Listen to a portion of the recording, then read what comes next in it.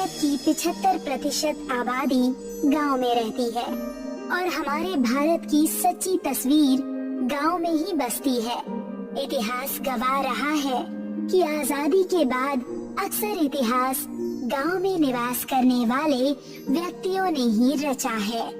कैलाश बहुत देर से अपने पुत्र का खेतों में इंतजार कर रहे थे।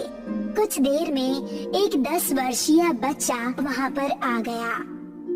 मैं तुम्हारा कितनी देर से खेतों में इंतजार कर रहा हूँ। आखिर कहाँ थे तुम? पिताजी, स्कूल से आने के बाद मैं होमवर्क करने में व्यस्त था।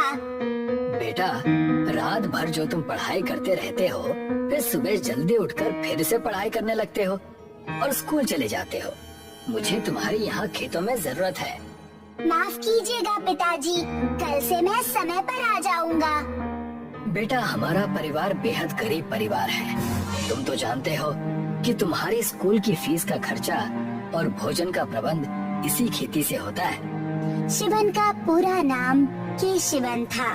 केशिवन का जन्म तमिलनाडु के जिले कन्याकुमारी में हुआ था। केशिवन बचपन से ही बेहद होनहार बच्चा था।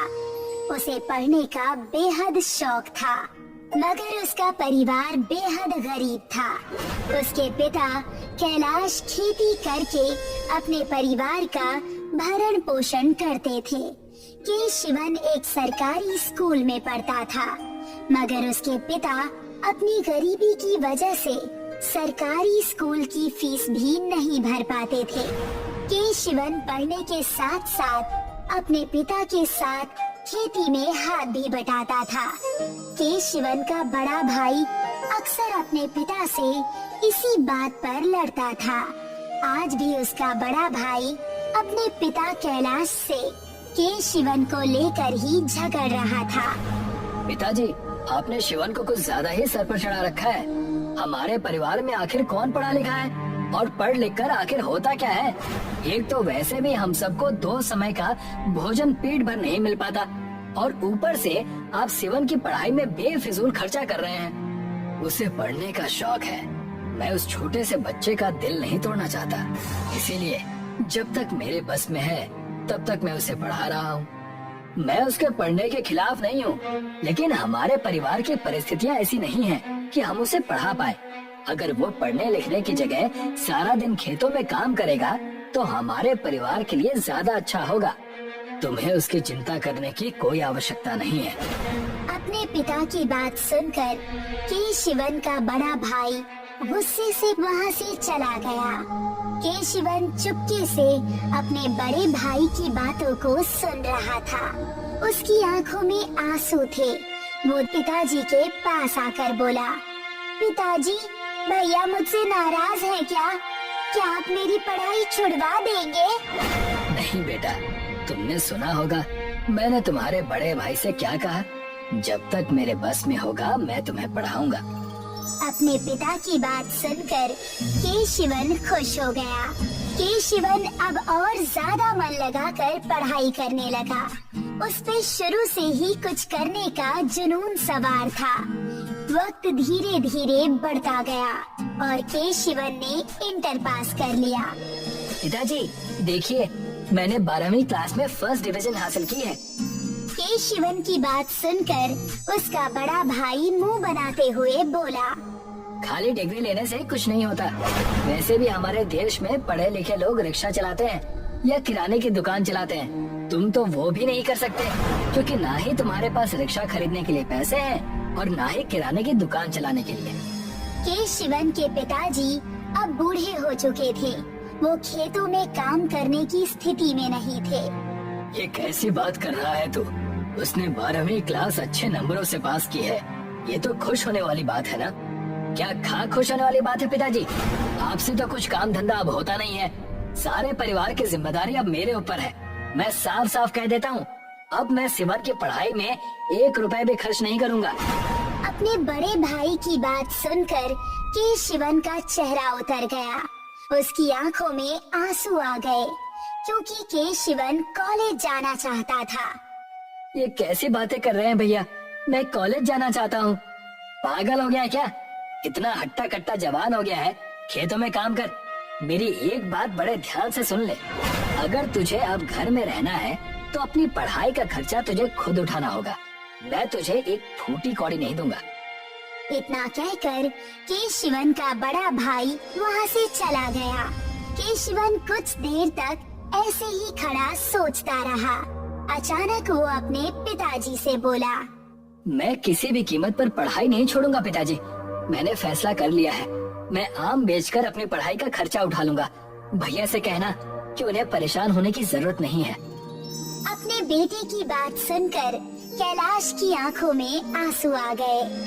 उस दिन के बाद से केशिवन ने आम बेचना शुरू कर दिया और कॉलेज जाना शुरू कर दिया। केशिवन अपनी सारी कमाई कॉलेज की फीस में ही खर्च कर देता था और एक दिन उसकी ये मेहनत रंग लाई। केशिवन की इस मेहनत को देखकर कॉलेज के टीचर्स बहुत ज्यादा खुश थे और उन्होंने केशिवन की इस मेहनत को देखते हुए उसे स्कॉलरशिप देने का फैसला किया।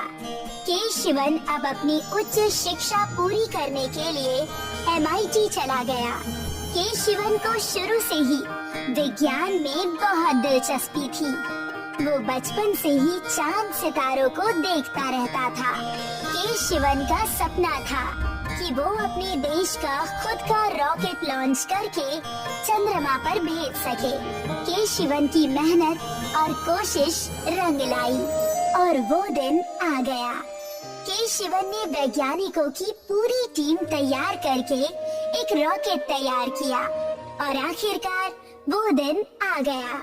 उस दिन सारा देश आंखें फाड़ फाड़ कर टीवी स्क्रीन की ओर नजरें जमाए बैठा हुआ था, क्योंकि उस दिन चंद्रयान 2 की लॉन्चिंग होने वाली थी।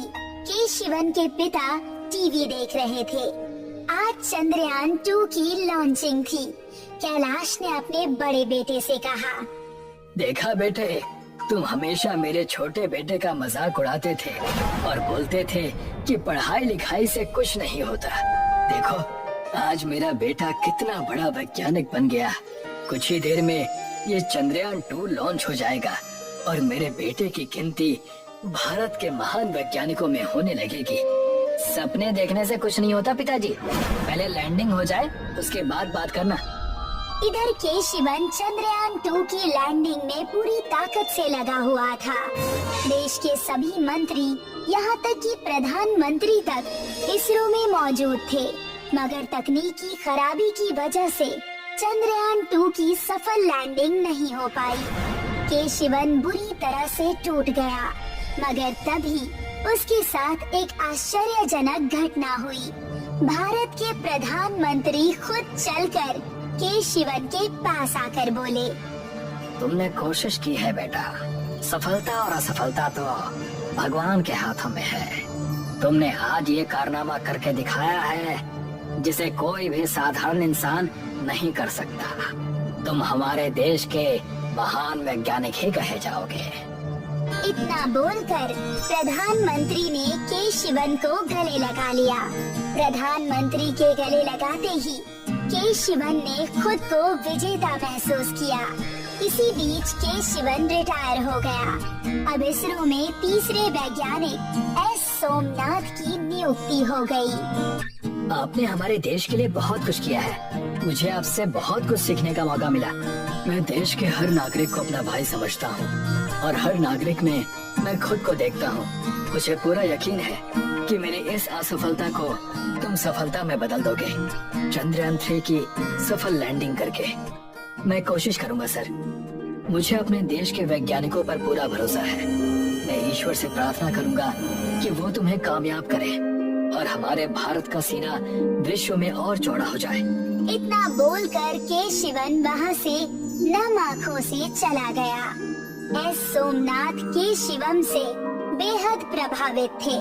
उन्होंने जी जान से चंद्रयान 3 की कोशिशें शुरू कर दी और आखिरकार वो दिन भी आ गया जब चंद्रयान 3 की लॉन्चिंग सफल हो गई। केशिवन अपने बड़े भाई के साथ ये सारा का सारा नजारा टीवी पर देख रहा था। सभी चंद्रयान 3 की लॉन्चिंग एकजुट होकर देख रहे थे। सभी की आंखें खुशी से नम हो चुकी थी। चंद्रयान 3 की सफलता को देखकर के शिवन की आंखों में आंसू आ गए। मुझे माफ कर दो शिवन, मैंने तुम्हारा हमेशा मजाक उड़ाया। नहीं भैया, मुझे आपसे कोई शिकायत नहीं। आपने मेरा मजाक नहीं बनाया, बल्कि मैंने आपके नेगेटिव कमेंट को सदैव एक समीक्षक के तौर पर देखा। अगर आप मुझे नहीं डांटते तो शायद मैं इतना आगे कभी नहीं पढ़ पाता। के शिवन की बात सुनकर उसके बड़े भाई की आंखों में भी आंसू आ गए। आज मैं गर्व से कहता हूँ कि तुम मेरे छोटे भाई हो। के शिवन को दुनिया के महान वैज्ञानिक के तौर पर याद किया जाता है और इतिहास में के शिवन का नाम स्वर्णिम अक्षरों में लिखा जाएगा।